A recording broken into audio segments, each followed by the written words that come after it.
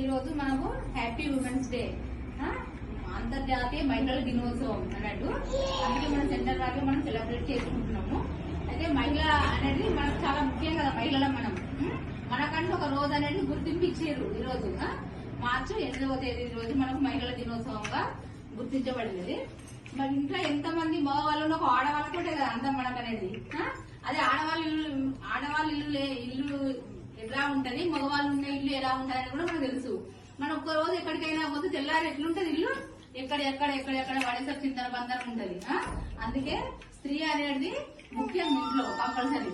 ఇప్పుడు ఏం చేస్తున్నారంటే అమ్మో ఆడపిల్లలు పుట్టిరా, మోపిల్లలే కావాలి, ఆడబిడ్డ పుట్టగానే వద్దు మాకు ఇట్లా మొహం కూడా వేరే డిఫరెంట్ గా చేసుకుంటారు.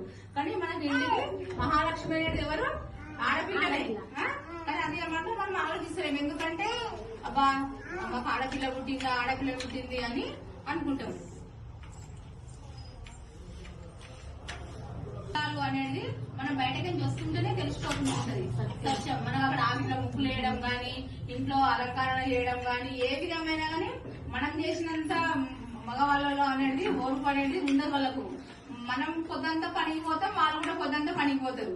రాగానే మనం ఎన్నో పనులు చేసుకుంటాం, వాళ్ళు చేస్తారా, చేయలేరు. అంటే వాళ్ళ దగ్గర ఓర్పు అనేది శక్తి అనేది ఉండదు. వాళ్ళు ఏమన్నా నేతలు పెద్దవాళ్ళు, వాళ్ళు సంపాదన మట్టుకు గొప్ప వాళ్ళు. కానీ మనం మాత్రం అక్కడ మనం సంపాదిస్తాం, ఇంటి పని చేసుకుంటాం, మనం డ్యూటీ చేస్తాం, అన్ని విధాలుగా మనం చేస్తుంటాము. అందుకే స్త్రీ అనేది చాలా గొప్ప. స్త్రీ అనేది ఒక ఆదిశక్తి. మనం అనుకుంటే ఏ పని అయినా కానీ చేయగలుగుతాము. అవును కదా. మనలా ఉన్నంత ఓర్పు వాళ్ళ దగ్గర ఉంటారా, ఉండలేదు, చేయలేరు కూడా. వాళ్ళు పొద్దంతా పోతాం, వాళ్ళు రాగానే మనము ఏదానికి ఇంటి పనులను చేసుకుంటాము. వాళ్ళు వస్తే రెండు తలలో వస్తుంది, కాఫీ పెట్టుకరా, కాఫీ తాగుతా అని ఆరాంగా రెస్ట్ తీసుకుంటారు. మనం వల్ల తీసుకుంటామా, తీసుకోము. అందుకే ఆడవాళ్ళు అనేది చాలా గొప్ప. అవును కదా. అంటే 4 విషయాలు మాట్లాడి మీకు చెప్పాలని అనుకుంటున్నాను.